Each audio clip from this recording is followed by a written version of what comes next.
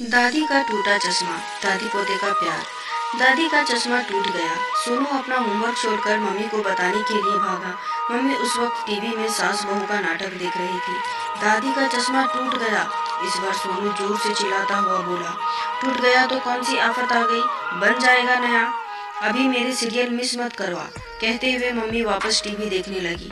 सोनू सकपका गया। उसकी हिम्मत नहीं पड़ी कि वह मम्मी से चश्मे के बारे में दोबारा बात करे। मम्मी इतने जोर से बोली कि दादी तक उनकी आवाज़ पहुंच गई थी। दादी ने देखा कि सोनू मुंह लटकाए हुए उनकी ओर आ रहा था। दादी कहते हुए सोनू ने उनका हाथ पकड़ लिया। दादी का गला भर गया और उनकी आंखें भर आई। सोनू की हथेली पर 2 बूंद आंसू टपक गए। दादी, आप क्या चश्मे के लिए रो रही हो? सोनू ने दुखी होते हुए पूछा। दादी 8 साल के सोनू को भला क्या समझाती, इसलिए सोनू के सिर पर हाथ फेरते हुए बोली, मैं भला क्यों रोने लगी? वो तो कई बार बिना चश्मे के आंखों में पानी आ जाता है। सोनू ने दादी के उदास चेहरे की तरफ देखा तो उसने अपनी नन्ही हथेली से दादी के आंसू पोंछते हुए कहा, चश्मा टूटने के कारण आप रामायण भी नहीं पढ़ पाई, पर आप चिंता मत करो, मैं आपको पढ़कर सुनाऊंगा।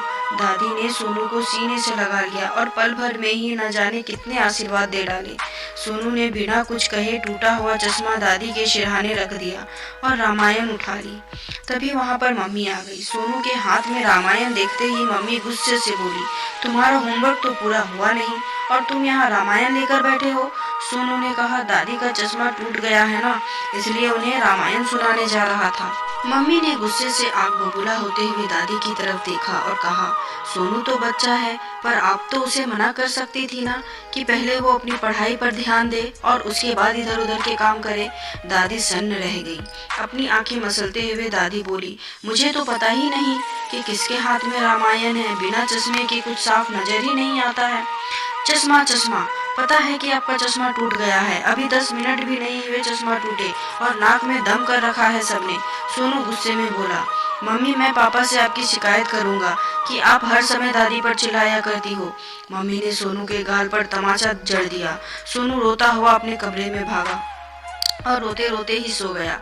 जब सोनू की नींद खुली तो बाहर के कमरे से पापा की आवाज सुनाई दी। सोनू दौड़कर पापा के पास आया। पापा ने सोनू के लिए सुंदर सा बैट बॉल ला दिया था। सोनू खुश हो गया और सारा दर्द भूल गया। खुशी से सोनू अपने दोस्तों को बैट बॉल दिखाने चला गया। थोड़ी देर बाद जब सोनू घर आया तो मम्मी पापा किसी बात पर हंस रहे थे। मम्मी उसे देखते ही बोली, पता है तुम्हारे पापा हमें घुमाने ले जा रहे हैं कुछ दिनों के लिए। सोनू खुशी से उछल पड़ा और बोला, अरे वाह, वहाँ तो बहुत मजा आएगा। मम्मी मुस्कुराते हुए बोली, चलो जल्दी से सब खाना खा लेते हैं, कल पैकिंग भी करनी है, हम परसों ही निकल जाएंगे। तभी सोनू को दादी के चश्मे का ख्याल आया और बोला, पापा, दादी का चश्मा टूट गया है। अरे तो तुम्हें मुझे दिन में ही फोन करके बता देना चाहिए था। सोनू ने मम्मी की ओर देखा, पर वह बिना कुछ बोले ही किचन में चली गई। पापा कुछ सोचते हुए बोले, हम घूमकर वापस आएंगे तब उनका चश्मा बनवा देंगे, पर दादी को तो बिना चश्मे के कुछ भी नहीं दिखाई देता। तो तेरी दादी को कौन सी नौकरी करनी है, 4-5 दिनों की ही तो बात है। मम्मी ने चाय पापा के आगे रखते हुए कहा। सोनू ने आश्चर्य से मम्मी की ओर देखा। उसे विश्वास ही नहीं हो रहा था कि टीवी सीरियल पर किसी का दुख देखकर घंटों रोने वाली मम्मी को सामने बैठी दादी की परेशानी नहीं दिखाई दे रही। सब खाना खाकर सोने चले गए।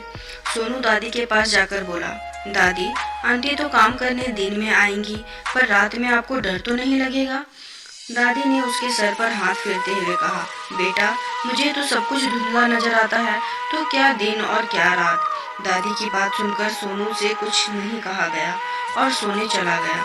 अगली सुबह सोनू पापा के साथ बैठा था तो पापा बोले, इस बार तुम्हारे जन्मदिन पर अनाथालय जाकर अनाथ बच्चों को फल मिठाई कपड़े बांटेंगे। सोनू ने कहा, अनाथ क्या होता है पापा? पापा बोले, जिनके मम्मी पापा नहीं होते हैं उन्हें अनाथ कहा जाता है। तो पापा, फिर तो आप भी अनाथ हुए। पापा गुस्से से लाल हो गए। वह सोनू को चाटा मारने वाले थे कि मम्मी बीच में आते हुए बोली, दिखता नहीं है तेरी दादी ही तेरे पापा की मम्मी है, तो अनाथ कैसे हुए? सोनू सिसकते हुए बोला, अगर दादी पापा की मम्मी होती तो पापा कभी भी उन्हें इतने बड़े घर में छोड़कर नहीं जाते और उनका चश्मा भी बनवा देते, जबकि आप सबको पता है कि दादी को बिना चश्मे के कुछ दिखाई नहीं देता। उन्हें अकेला छोड़कर हम सब घूमने जा रहे हैं। पापा की नजरें शर्म से झुक गई। मम्मी ने पापा की तरफ देखा। पापा सिर झुकाए दादी के कमरे की ओर जा रहे थे। दादी के कमरे में पापा दादी की गोद में सिर रखकर बच्चों की तरह रो रहे थे। तो दोस्तों, इस कहानी में बेटे को गलती का एहसास हो गया, लेकिन हर बेटे को नहीं होती। तो समय रहते माता पिता का मूल समझ ले, क्योंकि उनसे बढ़कर कुछ नहीं है दुनिया में। उम्मीद करती हूँ ये छोटी सी कहानी आपको पसंद आई होगी। इस पर आपकी क्या राय है कमेंट में जरूर बताएं और लाइक शेयर सब्सक्राइब जरूर से जरूर कर दें। कहानी सुनने के लिए, देखने के लिए बहुत बहुत धन्यवाद।